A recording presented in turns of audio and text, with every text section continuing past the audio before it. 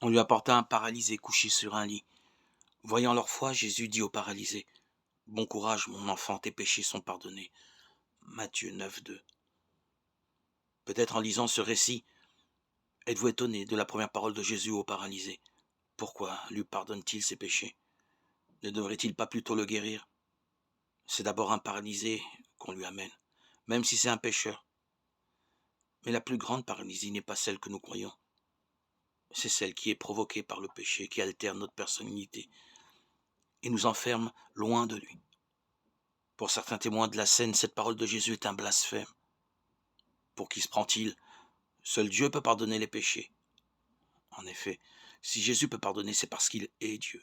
Il tranche la question en donnant un signe de son autorité divine, afin que vous sachiez que le Fils de l'homme a le pouvoir sur la terre de pardonner les péchés. Il dit alors au paralysé: Lève-toi. Aussitôt dit, aussitôt fait. L'homme se lève. Ce n'est plus le paralysé, c'est l'homme debout. Le pardon de Dieu nous met debout, nous rend libres. L'Évangile nous dit que nous sommes pécheurs et nous devons l'accepter, même si c'est dur à entendre. Mais le reste de son message est merveilleux. Dieu pardonne le péché et l'efface. Chaque homme, chaque femme peut s'approprier cette parole extraordinaire. Tes péchés sont pardonnés. Ces mots sont toujours actuels. Recevons-les. Alors Jésus pourra nous aussi nous dire: Lève-toi et marche. Nous pourrons, tout joyeux, aller vers les autres pour témoigner des merveilles que Dieu a faites pour nous.